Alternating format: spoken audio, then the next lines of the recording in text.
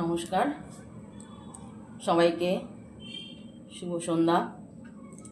তাই আজকে আমি সব মা বাবার কাছে একটা নিবেদন নিয়ে এসেছিলাম। এই যে বর্তমান যুগের বাচ্চারা যেভাবে মোবাইলে আসক্তি তাদের বাড়ছে, এতে তাদের দেখা যাচ্ছে যে ভবিষ্যতে তাদের একটা বিরাট সমস্যা হয়ে দাঁড়াতে পারে। সবচাইতে বড় কথা যে মা বাবারা যদি একটু স্ট্রিক্ট হয়, শাসন করে, হয়তো আজকালকার বর্তমানে মা বাবাদের তো একটা দুটোর বেশি বাচ্চা নেই, বেশিরভাগ একটা করে বাচ্চা। ওরা ভাবে যে না, হাতে সোনার তাল গাছ পেয়েছি, একটা সন্তানের সব ইচ্ছে পূরণ করব, যখন যা চাইছে তাই পেয়ে যাচ্ছে। কিন্তু সেটা তো ঠিক না। আমাদের সময় কি ছিল, আমরা চাইলেও মা বাবার কাছ থেকে পেতাম না, সেটাই মেনে নিতাম যে এখন হবে না, বা যাই হোক এখন আমার সামর্থ্য নেই। কিন্তু বর্তমানে কি হচ্ছে, সামর্থ্য না থাকা সত্ত্বেও সন্তানের যেটা চাইছে সন্তান সেটা দেওয়ার পূরণ করছে। কিন্তু এগুলো ঠিক না। এগুলো কী হবে, এই যে প্রশ্রয় পেতে পেতে পেতে পেতে বড় হয়ে একটা বিরাট আকার ধারণ করবে।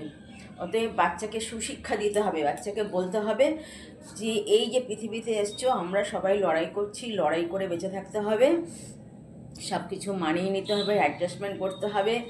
অন্য বন্ধুদের যা আছে সেটা যে তোমার থাকবে তার কোনো মানে নেই। তুমি নিজে বড় হও, লেখাপড়া করে বড় হও, তখন তোমার সব হবে। এমনও হয়তো মা বাবা আছেন, এমনও দেখেছি বলেছে যে তোমাকে জীবনে দাঁড়াতে হবে, তোমাকে দেশের বাইরে যেতে হবে। এবার সেই বাচ্চার মনে ওটা ঢুকে যাওয়াতে সে এখন বর্তমানে বলছে যে এই ভারতবর্ষ দেশটা আমার কাছে ভালো লাগছে না, আমেরিকা আমার কাছে ভালো, আমি আমেরিকায় চলে যেতে চাই। মানে ওই রকম এমনভাবে বলতে হবে তাদের, এমনভাবে অ্যাপ্রোচ করতে হবে যে বাচ্চার মনে যেন অন্য কোনো সন্ধি না ঢোকে। তো বর্তমানের বাচ্চাগুলো তো অতিরিক্ত চালাক, অতিরিক্ত বুদ্ধিও ধরে, তাদের সাথে অ্যাডজাস্ট করা খুব কঠিন হয়ে থাকে।